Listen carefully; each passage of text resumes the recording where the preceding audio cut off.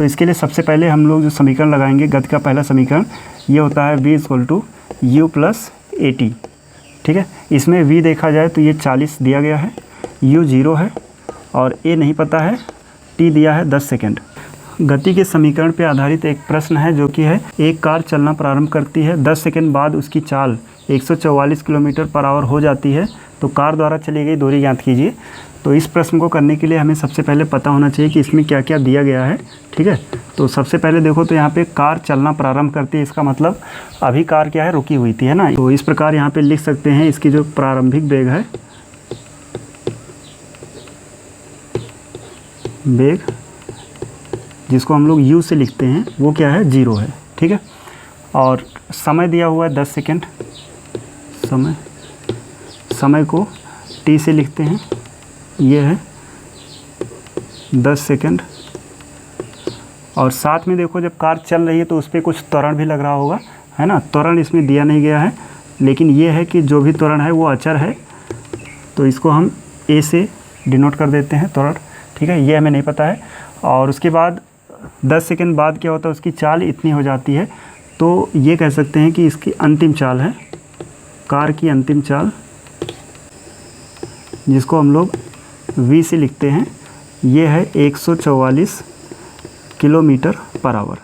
इसको मीटर पर सेकेंड में बनाने के लिए ये हमें पता है कि यहाँ पे क्योंकि ज़्यादा से कम में जाना है, तो कम वाले से गुणा, यानी कि 5/18 से इसमें गुणा कर देंगे तो ये मीटर पर सेकेंड आ जाएगा। ठीक है, 18 से इसको डिवाइड करेंगे तो ये 8 बार जाएगा और 8 और 5 का गुणा हो जाएगा 40 मीटर प्रति सेकेंड।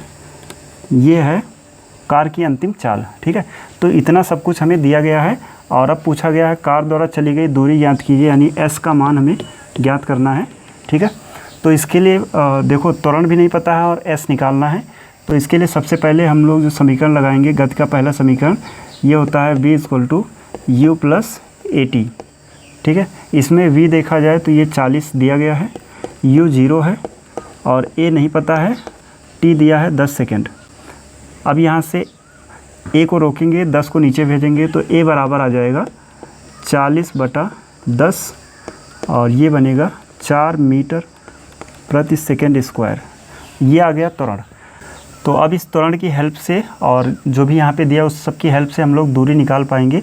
तो दूरी का फार्मूला s = होता है ut + ½ at²। ठीक है, यहाँ पे इनिशियल वेलोसिटी प्रारंभिक वेग 0 है, t यहाँ पे 10 है प्लस ½ a आ चुका है 4 और t जो है 10 का स्क्वायर हो जाएगा।